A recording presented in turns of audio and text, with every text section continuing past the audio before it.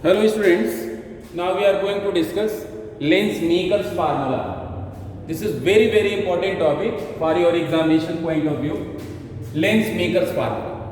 Actually ये एक ऐसा फार्मूला है जो लेंस की फोकल लेंथ को लेंस के मटेरियल के रेफ्रैक्टिव इंडेक्स और उसके जो सरफेसेस होते हैं उनकी रेडियाई ऑफ कर्वेचर दोनों से रिलेट करता है. The formula relating refractive index of the material of the lens and the radii of curvatures of their spherical surfaces is called Lenz-Meeker's formula. This is called Lenz-Meeker's formula because it is used to manufacture the lenses of desired focal length and power. That's why this is called Lenz-Meeker's formula. यानी इस फार्मूले को required जरूरत जो है हमारी जो focal length की है, जिस फोकल लेंथ का लेंस हमें बनाना है उसके लिए ये फार्मूला यूज किया जाता है. This is called Lenz-Meeker's formula. बहुत इंपॉर्टेंट टॉपिक है. इसमें सबसे पहले हम आते हैं कि क्या क्या एजम्पशंस लिए हैं हमने इस फार्मूले को डेरिवेट करने के लिए, क्या क्या हमने माना है. पहले सबसे पहला इंपॉर्टेंट पॉइंट है the lens should be very thin. The lens should be very thin, whether it is convex lens और concave lens, both the lenses should be very thin. उस केस में हमने जो है लिया हुआ है. Second point, aperture of the lens should be very small. जो लेंस का अपर्चर है वो काफी छोटा होना चाहिए. And third point is that object should be point. Object कैसा होना चाहिए? पॉइंट ऑब्जेक्ट होना चाहिए. And should be kept on the principal axis of the lens. और इसे हमको प्रिंसिपल एक्सिस पे रखना पड़ेगा. लेंस की जो प्रिंसिपल एक्सिस है उस पे रखना होगा. ऑब्जेक्ट पॉइंट होना चाहिए और ये लेंस की प्रिंसिपल एक्सिस पे रखा होना चाहिए. And fourth point is all the rays should be paraxial. यानी जितनी भी रेज होनी चाहिए ऑब्जेक्ट से निकलने वाली या इमेज बनाने वाली, वो प्रिंसिपल एक्सिस से बहुत छोटा एंगल बनाना चाहिए, पैराक्सियल होनी चाहिए, एक्सिस के क्लोज होनी चाहिए. अब चलिए हम इमेज फॉर्मेशन पे आते हैं. इमेज फॉर्मेशन हम देखते हैं. सबसे पहले हमने माना हुआ we have assume that we have a thin convex lens. Thin convex lens of absolute refractive index n and is placed in air. The radii of curvature of the surfaces of the lens are R1 and R2. Then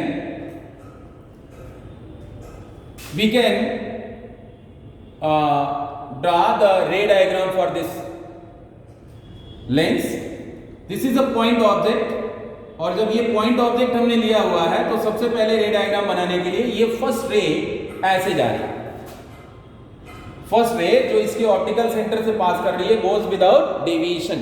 ये दोनों points हैं P1 P2, इनसे जो raise पास कर रही हैं ये बिना किसी डेविएशन के स्ट्रेट निकल जा रही है. सेकंड का क्या होगा? सेकंड रे हम यहां पे इंसिडेंट कर रहे हैं. ये पॉइंट है, हम ए एज्यूम कर रहे हैं. अब आफ्टर रिफ्रैक्शन क्या होगा? ये कॉन्वेक्स सरफेस है, ये कन्वर्स करेगा. ये सरफेस नहीं होता, यानी ये कंटिन्यूअस होता है. ये अगर इस तरह का जो कॉन्वेक्स सरफेस है ये पूरा का पूरा कंटिन्यूअस होता तो ये इसका इमेज कहां बनता?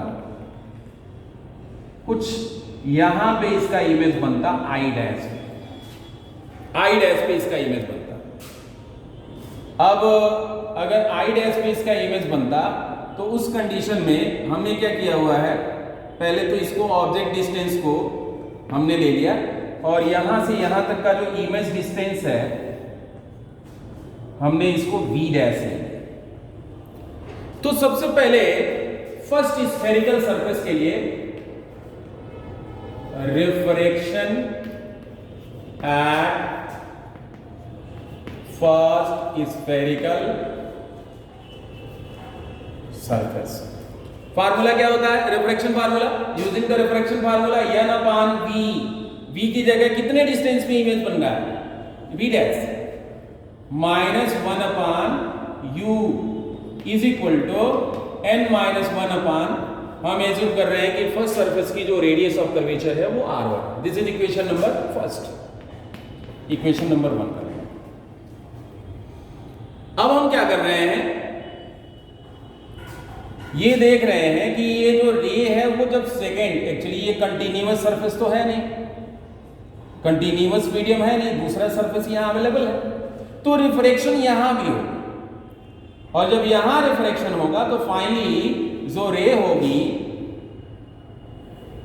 वो कहीं यहां पे कन्वर्स होगी, आई, यानी I is the real image of virtual point object I dash.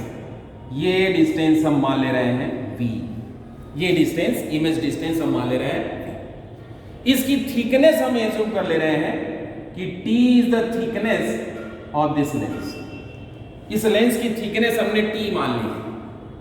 अब आप देखें जो सेकेंड स्फेरिकल सरफेस है उसके लिए ये रे आ रही है, ऐसे कन्वर्जिंग रे आ रही है, और जब कन्वर्जिंग रे आ रही है यानी इसके लिए I dash virtual point object, second spherical surface के लिए आई डैश जो है वर्चुअल पॉइंट ऑब्जेक्ट होगा और I is the final image. First surface में ऑब्जेक्ट ओ था और इमेज आई डैश था, ऑब्जेक्ट ओ था और इमेज, लेकिन सेकेंड स्फेरिकल सरफेस के लिए ये I dash for second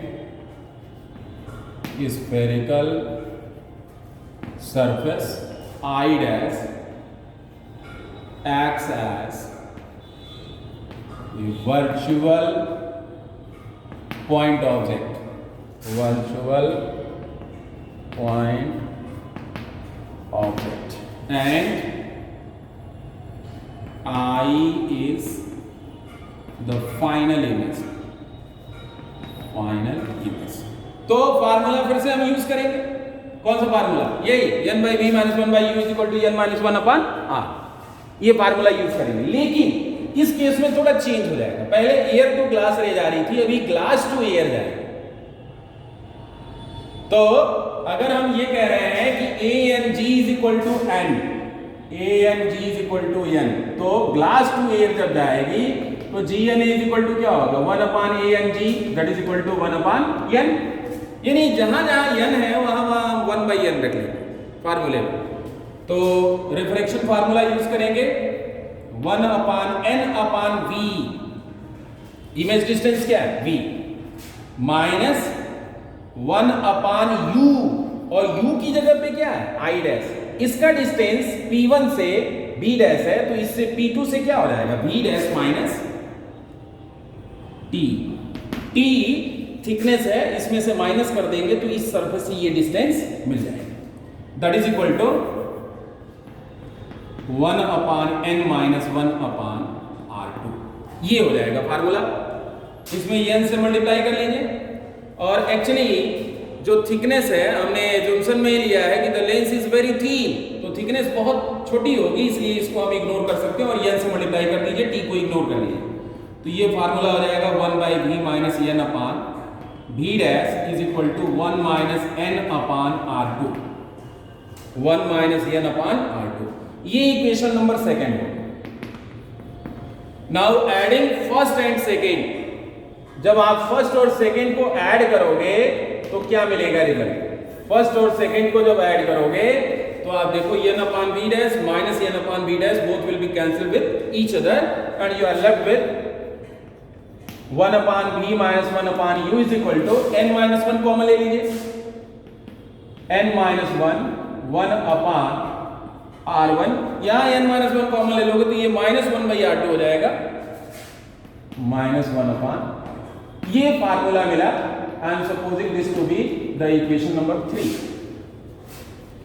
if the object is lying at infinity, what will happen, if u is equal to infinity then v is equal to what, f, u की value infinite हो जाए तो v is equal to क्या हो जाएगा, f हो जाएगा, यानी इस फार्मूले में रखेंगे तो 1 by f is minus 1 by infinity, 1 by infinity is equal to 0, 1 by f is equal to n minus 1 1 upon r1 minus 1 upon r2। यही लेंस मेकर फार्मूला है, equation number 4। This is the lens makers formula.